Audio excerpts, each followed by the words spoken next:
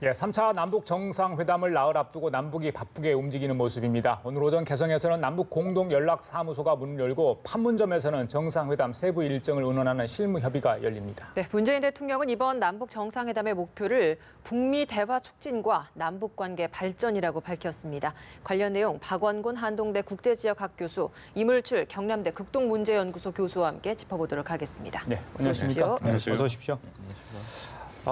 남북 공동연락사무소 드디어 개소를 합니다. 이게 판문점 선언에 합의 들었던 내용 중에 하나 아니겠습니까? 우여곡절이 있었습니다만 10시 30분에 이제 개소식을 합니다. 오늘 남측 인사, 북측 인사 만나서 이제 행사를 갔는데 남북 관계 발전에서 굉장히 긍정적인 영향을 미칠 거다 이런 분석이 있습니다, 교수님. 네. 사실 공동연락사무소는 그 판문점 선언의 핵심 내용입니다. 핵심이고요. 기본적으로 이제 판문점 선언에 그 들어있는 내용들이 굉장히 많습니다. 뭐 평화 정착 문제라든지 또 교류 협력 문제라든지 또 비핵화 문제라든지 또 그 군사적 신뢰 구축 뭐 많은 문제들이 있거든요.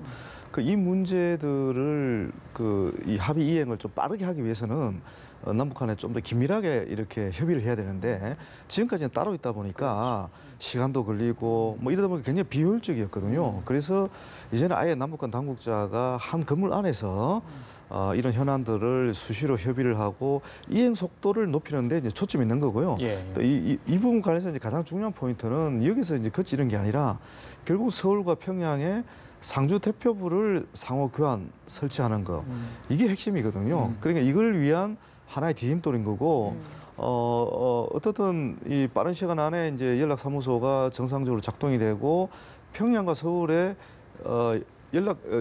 연락 대표부가 아니죠. 상주 대표부가 만들어진다면 남북 관계는 뭐 굉장히 획기적 수준으로 발전할 수가 있을 것으로 이제 전망할 수 있는 거죠. 말씀하신 것처럼 서울과 평양의 상호 대표부까지 조성이 된다라고 하면 더없이 좋은 교류 관계가 형성이 될 것 같긴 한데 이게 상호 남북 관계 좀 진전된 교류의 진전이 좀 있어야 이것들이 가능하다라는 입장이잖아요.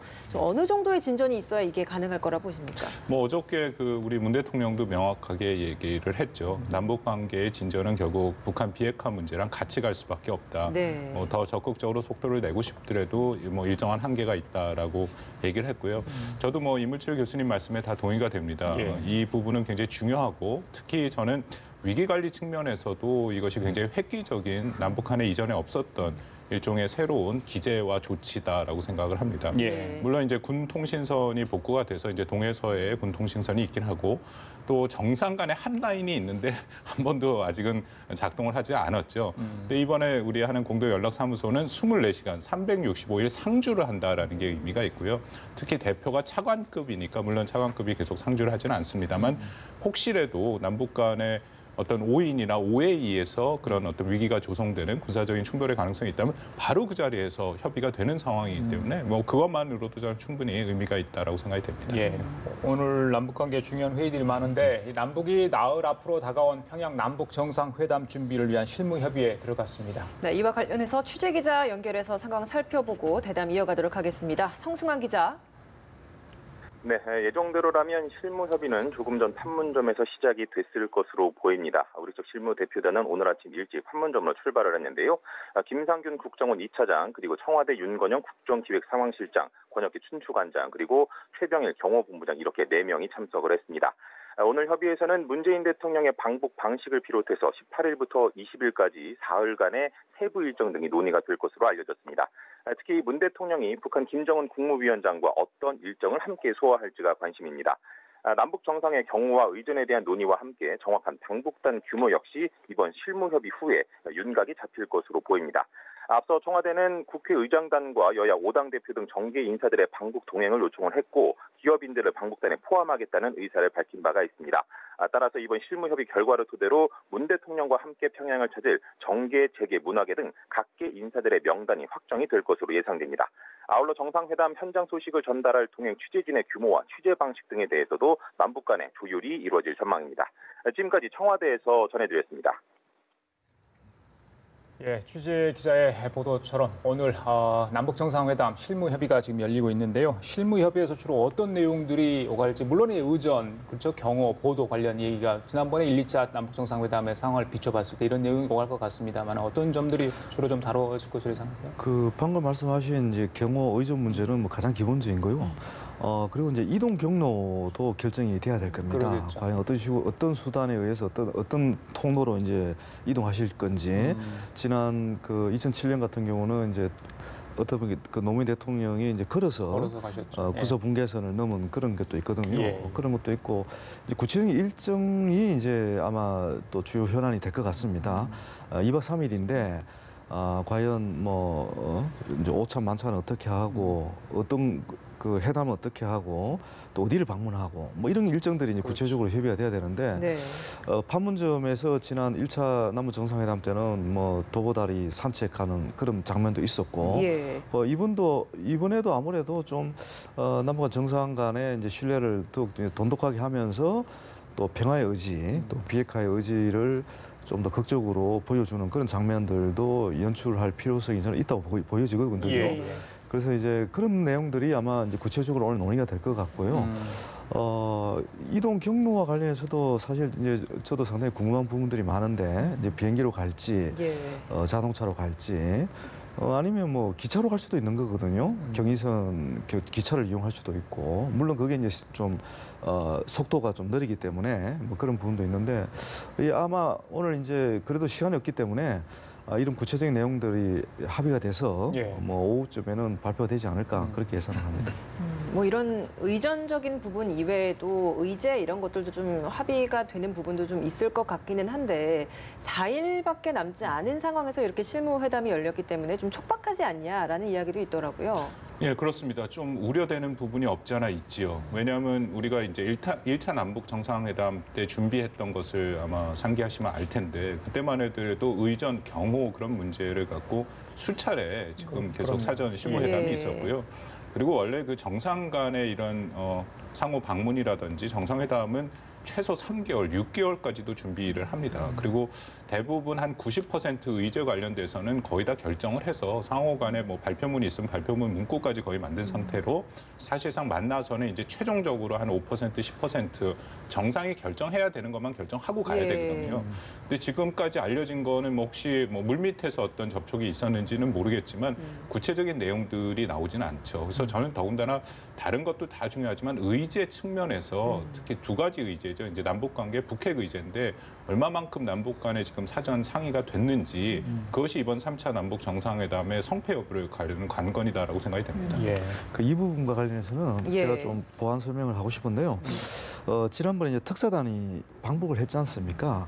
그 특사단 방북 때 사실 사전에 이미 많은 조율이 되었거든요. 특히 이제 방금 우리 박 교수님 말씀하신 의제 부분도 예. 어느 정도 지금 조율이 된 상태예요.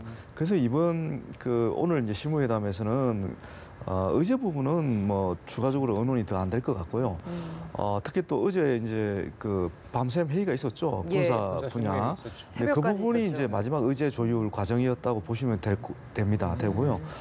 그래서 이제 오늘은 뭐 경호 의전, 그 방북단 규모, 이동 경로 뭐 그런 걸 논의하는 자리고요. 이제 걱정하시는 그런 부분들은 이미 방북 특사단이 예. 갔을 때 이미 다 조율된 부분이다. 이 말씀을 드리겠습니다. 알겠습니다. 북한식 외교 프로토콜 이 부분은 저희들이 조금 이해하기 어려운 부분도 예. 있는데 남북 관계를 봐서 또 서로 양측이 이해하는 부분도 분명히 있어 보입니다. 자, 어제 이제 문재인 대통령이 북미 협상에 구체적인 중재안을 내놓은 것 같습니다. 북한을 향해서는 핵포기 이야기를 했고요. 미국에는 그에 대한 상응 조치를 이야기했습니다. 이 상응 조치 관련해서 여러 가지가 나올 수 있겠지만은 문재인 대통령이 지금 정상회담을 앞두고 이렇게 구체적으로까지 이야기를 했단 말이죠. 이건 어디에 던지는 메시지라고 보십니까? 이 부분은 이제 사실 북미 간에도 사전 조율이 지금 많이 이루어지고 있다. 남북 간의 사전 조율뿐만 아니라 북미 간에도 사전 조율이 이루어지고 또 한미 간에도 지금 사전 조율이 상당히 부분 이루어졌다는 것을 시사하는 거라고 봅니다. 어떻게 보면 이제 이거는 대외적 메시지라고 저는 보여지는데요. 예. 그러니까 북한이 그동안 이른바 이제 미래핵이라고 하는 부분, 그게 이제 앞으로 추가적으로 핵을 개발할 수 있는 이제 잠재력을 없애는 거예요. 그러니까 핵 실험을 한다든지 미사일 실험을 한다든지 또 관련된 그런 뭐 실험장을 또 해체한다든지 이런 부분들이 이제 미래핵이라고 하고 예. 현재핵이라는 것은 결국 이제 북한이 지금 가지고 있는 그 뭐 핵시설, 핵물질, 뭐 뭐 ICBM 핵 이런 인력, 게. 뭐 이런 거에 다 포함되는 거고 이제 과거 핵은 이미 만들어 놓은 핵탄두를 이제 얘기하는 것들이거든요. 여기서 이제 어제 대통령께서는 이제 미래핵은 북한이 어느 정도 지금 선제 조치를 취했다. 결국 이제 현재 핵이 지금은 이제 핵심 쟁점이라고 이제 보는 거고 현재 핵 다음에 이제 과거 핵을 없앨 수 있는 거거든요, 순서상. 이런 부분과 관련해서 포기해야 된다라고 했던 것은 뭐 이 미국이나 이제 북한에 대한 명확한 메시지를 던진 거죠. 이 얘기는 이제 북한도 이 부분이 현재과 관련해서 어느 정도 필요한 실질적인 조치를 취하지 않으면 앞으로 나아가기 힘들다는 것을 지금 알고 있는 거고 또 특사단 방북 때도 어느 정도 이제 교환했던 조율된 그런 내용이라고 저는 보고 이해를 하고 있고요. 이제 상응 조치는 역시 이제 종전선언이죠. 미국이 취해져야 될 종전선언. 뭐 다른 조치들도 있겠지만 가장 지금 우선 급한 과제는 미국이 이제 종전선언을 도와줘야 된다.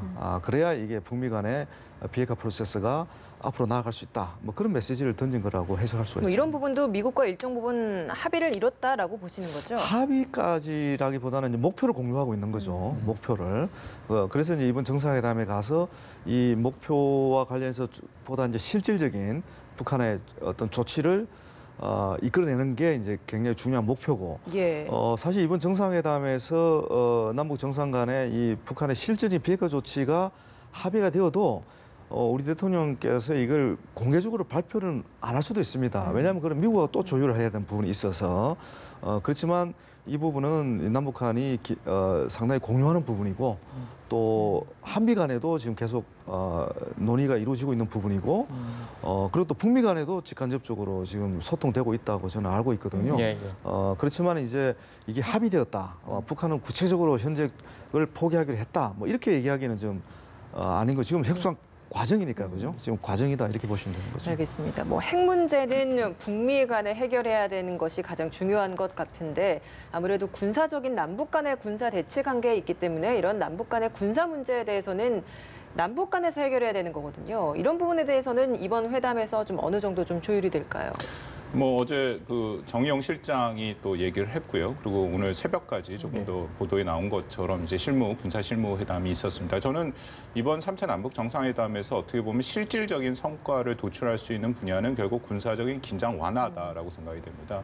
물론 경제 문제 중요하긴 한데 거듭 말씀드립니다만 이것은 북한의 비핵화랑 같이 갈 수밖에 없는 것이고요. 다만 이제 군사적 긴장 완화 조치는 남북 간에 서로 합의하면 이것은 제재 위반이 아닌 것이 많이 있습니다. 그래서 지금 우리가 이미 얘기하는 것처럼 뭐 그 비무장지대에 있는 GP를 뭐 일부 이제 상징적으로 철수하는 문제, 그리고 JSA에 있는 비무장화, 그리고 뭐 유해 공동 발굴 그런 것들은 아마 거의 합의가 된 거로 이해를 하고 있고요. 이제 문제는 핵심은 이제 서해 우리 NLL의 경계선인데 그게 가장 관건이죠. 그게 쉽지 않고 여전히 한국은 기존의 NLL을 중심으로 하고 북한은 자기네들이 그린 이제 서해 경계선을 중심으로 하는데 그것이 타협이 그렇게 간단하지는 않습니다. 아마 어저께도 그것 때문에 이제 시간이 많이 걸렸다라고 생각이 되고요. 그래서 이번 아마 정상회담에서 이것은 뭐 한국의 우리 문 대통령과 김정은 위원장이 최종 결단을 해야 된다라고 생각합니다. 다만 그 의제 아까 잠깐 이물철 교수님 말씀하셨는데 제가 좀 우려를 하는 것이 비핵화에 대해서 지금 뭐 남북 간에도 그렇고 북미 간에도 많은 물밑 대화가 진전되고 있는 것은 사실입니다. 근데 다만 여전히 큰 격차가 있다라는 거거든요. 특히 제가 우려하는 것이 지난달 28일 폼페이오 국무장관이 이제 방북을 갑자기 취소를 하면서 미국의 입장이 아주 분명히 비교적 명확하게 밝혀졌습니다. 북한과는 더 이상 주고받기식, 북한이 말하는 단계적, 동시적 비핵화를 안 하겠다. 이것은 북한은 국제적인 의무를 위반한 거고 유엔 제재 결의안을 위반한 거기 때문에 북한의 이런 비핵화의 선제적인 조치가 분명히 있어야 된다라는 입장을 아주 명확히 밝혀버렸다라는 거죠. 근데 지금 우리 입장에서도 그렇고 북한 입장에서도 그런 식의 문제의 접근보다는 어떻게든지 서로 간에 타협점을 찾아내야 되는 부분이 있다라는 겁니다. 그래서 저는 그냥 계속 우리 정부한테 이번 바라는 거는 우리가 이런 식의 지금 과거, 미래, 현재의 논의는 사실은 3월부터 4월, 5월 지금까지 굉장히 많이 했습니다. 많은 시나리오들이 있고요. 이런 시나리오들을 현실화하고 실제화하기 위해서는 사실 같이 모여야 되는 것이 중요하다고 생각합니다. 저는 어저께 그래서 문정인 교수가 굉장히 좋은 제안을 했다라고 생각을 하는데 남북 간의 비핵 TF를 만들어서 한번 집중적으로 논의를 해보자. 근데 거기에 저는 더불어서 북한도, 미국도 같이 들어오고 중국도 어쩔 수 없이 들어와야 됩니다. 평화 체제를 논의하기 위해서는. 그래서 남북, 미중이 같은 자리에 모여서 한번 집중적으로 한 달이 됐던 그런 기간 내에 책임자, 외무장관급이 모여서 그렇게 해서 결국 비핵화의 로드맵을 만들어내는 것이 지금 종전선언도 물론 중요합니다만 이런 단편적인 걸 갖고 큰 그림을 자꾸만 놓치고 이게 점차 시간도 뒤로 밀리는 거를 그런 어떻게 극복할 수 있는 방법이다라고 생각이 되거든요. 예. 그래서 정부가 좀 담대하게 우리 문 대통령 얘기하실 수 있다고 생각합니다. 그래서 우리 그렇게 한번 실무 그룹을 만들어서 한번 논의를 해보자. 이제 그런 제안을 좀 하면 그 어떨까 하는 부분은 어떻게 생각이 보세요? 들이 지금 뭐 탑다운 방식으로 정성들이 오가면서 뭐 이렇게 지금 결정을 하고 있는 상황인데 저 부분에 대해서는 어떻게 상당히 좋은 아이디어고요. 그것도 뭐 지금 검토했던 안 중에 하나로 저는 알고 있고요. 사실 이제 문제는 뭔가 하면 실무자들이 협의를 하면 이제 관료주의가 이제 작동하는 거예요. 그러니까 아무리 이제 최고 지도자의 위임을 받고 나왔다 그러지만 실무적으로 상대방에게 실무자들은 상대방한테 양보하기가 굉장히 어려운 거거든요. 최고 지도자는 이게 통 크게 담대한 결단을 할 수가 있는데 그 예를 뭐 폼페이오 국무장관도 마찬가지입니다. 이게 그 트럼프 대통령의 이제 어떤 뭐 위임을 받고 나왔지만은 실제 협상 과정에서는 양보하기가 굉장히 어렵거든요. 결국은 양보하는 순간에는 결국 또 트럼프 대통령의 재가를 받는다든지 승인을 받는 절차를 또 거쳐야 되거든요. 그래서 제가 볼 때는 일단은 이제 탑다운 방식이 여전히 저는 가장 지금 유효한 방식이라고 봅니다. 정상 간에 만나서 좀 큰 틀의 합의도 하고 저 큰 틀뿐만 아니라 좀 더 세부적인 내용도 정상이 합의를 해서 구체적으로 이제 장관급 인사들한테 지시를 해서 이 부분을 빨리 그 타결해라, 접점을 모색해라 이런 식으로 해서 이게 진행이 돼야 되는 건데, 근데 이제 박 교수님 말씀에 저는 상당히 지당하고 타당하다 보는 것이 이게 이제 악마는 뭐 디테일이 있다는 얘기를 많이 하지 않습니까? 이게 자꾸 이제 아주 세부적인 내용이 들어가면 결국은 이거는 또 실무자들이 그 조율을 할 수밖에 없는 거거든요. 그러니까 결국은 이제 정상회담과 그 아래 단위의 어떤 그 뭐 장관급 실무회담이라든지 이런 것들이 이제 동시에 아주 긴밀하게 작동하는 그런 시스템을 만드는 게 굉장히 중요하다고 봐집니다. 이 말씀을 드리는 게 2015년에 이란 핵 합의를 다 기억들 저는 이란 핵 합의가 굉장히 잘된 합의였다고 생각하는데 결국 트럼프 대통령이 일방적으로 취소를 했습니다만 그때 한 달 이상 그 관련국들 그 유엔 상임 이사국 5개국이랑 독일이랑 이란 물론 이제 같이 참여를 해서 집중적으로 논의를 했습니다. 그 당시 이제 캐리 미 국무장관이 목발을 짚고 이제 다리를 다쳐서 했는데 목발을 짚고도 그 회의에 계속 참여를 했었거든요. 그래서 수시로 이제 본국에 당연히 뭐 지도자들이랑 상의를 해서 그래서 만들어냈다라는 겁니다. 아까 저도 임 교수님 말씀 전적으로 동의한 게 악마의 디테일에 있다 하고 이게 비핵화 프로세스가 그렇게 간단한 문제는 아니거든요. 그리고 특히 미국이 원하는 핵 신고라는 것은 사실상 북한이 현재로서는 받아들이기 굉장히 어려운 거죠. 그렇기 때문에 같이 모여서 최소한 어느 정도의 좀 디테일한 그림은 만들어 놓고 그것을 본국이랑 연계를 하면서 그 다음에 이제 결국은 지도자들이 만들어서 최종 결정을 하는 방안, 어떻게 보면 탑다운과 바텀업이 같이 움직이는 방안이 해야 저는 이번에 그래도 좀 뭔가 그 관건 있게 결과를 도출할 수 있지 않을까. 근데 그런 생각이 듭니다. 머리를 좀 자주 더 맞대고 대화를 더 많이 하다 보면 더 교류가 확정화되고 또 뭐 합의를 도출할 수 있는데 많은 기회가 제공이 될 것 같습니다. 지금 북한에 대한 38로스 보도가 나온 것을 하나 보면요.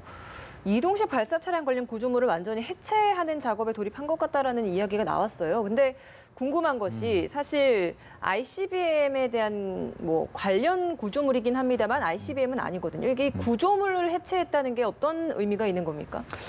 지금 이제 보통 그 저희들이 우려하는 것은 이제 ICBM을 발사할 때 이제 고정 발사대를 해체하는 것도 중요하지만 이전에 해체한 거는 이제 엔진 시험장을 해체를 했다는 거거든요. 아직 뭐 검증은 안 됐지만 이거는 이제 이동식 발사 차량 관련 구조물이라고 하는데 저도 구체적인 내용은 모르겠지만 어떻든 지금 미국이 또 하나의 이제 문제 제기하는 것은 이동식 발사와 관련된 관련 시설들을 해체된다는 것을 미국에서 북한 쪽에 입장 표명을 한 것으로 저희들은 알고 있거든요. 그러니까 그 관련해서 북한이 지금 선제적 조치를 해주고 있는 거예요. 자기들이 원하고 있는 그 상응 조치를 받아내지 않았음에도 불구하고 자체적으로 계속 미국의 위협이 되는 그런 구조물들을 하나하나 해체하는 어쨌든 뭐 과정이다. 작은 부폭이라도 조금씩 그렇죠. 앞으로 나아가고 그런 있다. 과정이라고 예. 보는 거고 한마디로 이제 얘기하면 김정은 위원장 입장에서는 자신들이 이 비핵화 관련된 그런 조치에 대한 진정성을 이제 인정해 달라는 그런 어떤 저는 메시지라고 보여집니다. 예, 알겠습니다. 교수님 하나 이거 여쭤볼게요. 오늘 새벽에 나온 얘기인데 미국 재무부가 이 북한 핵미사일 개발 자금줄이죠. IT 노동자 국외 송출 관련해서 북한인 한 명 또 중국 러시아 기업 두 곳에서 독자 제재를 했습니다. 지난번에 해커 한 명 이렇게 기소하고 그랬잖아요. 제재하고 그랬지 않습니까? 이게 지난 6일이었는가요? 뭐 시간이 얼마 안 지나서 벌써 이렇게 두 번 제재를 했는데 역시 압박은 압박대로 하고 또 협상할 건 협상하고 뭐 그런 차원으로 해석하면 되겠습니까? 어떻게 뭐 보세요? 그렇습니다. 미국의 기본 입장은 명확하죠. 특히 제재는 북한의 완전한 비핵화 CBID가 이뤄질 때까지 지속할 수밖에 없다. 물론 이제 북한이 전향적인 비핵화 조치를 하면 제재의 수준이나 그 단계는 좀 낮춰질 수가 있죠. 그렇지만 마지막까지도 제재는 지속된다라는 것이 기본적인 입장이고요.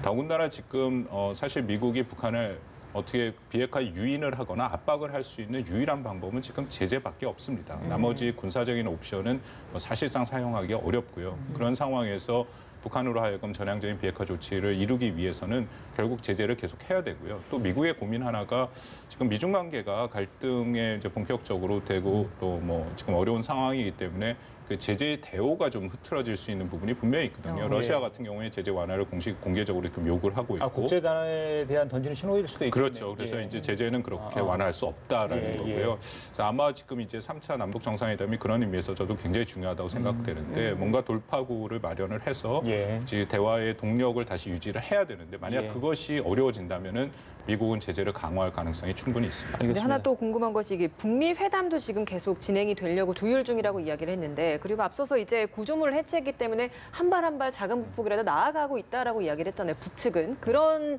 이란의 조치를 했는데 미국은 이렇게 계속 제재를 가하고 있다라고 한다면 그런 대화가 좀 어그러지는 그런 가능성도 있지 않을까라는 생각도 이게 들거든요. 미국과 지금 북한의 입장 차와 인식이 크다라는 게 저는 여전히 느껴지는 게요. 뭐 북한 입장에서는 나름대로 선제적인 비핵화 조치를 취했다라고 얘기를 했고 우리 문 대통령도 어제 얘기를 하셨죠. 미국의 입장에서는 그것이 비핵화 조치가 아니다라는 겁니다. 그러니까 비핵화라는 것의 원칙을 따르면 뭐 신고 검증 팩인데요. 그것이 만약에 비핵화 조치라면 검증이 따라야 되는데 검증이 없다라는 거죠.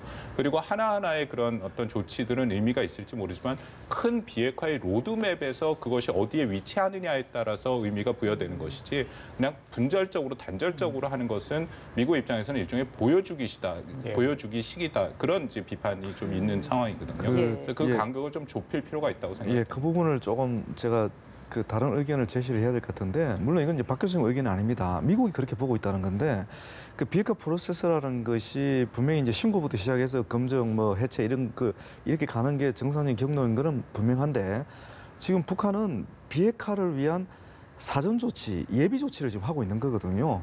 그러니까 비핵화라는 이제 어떤 장기적인 중장기 로드맵을 보면 북한은 이미 비핵화 조치를 하고 있는 거예요.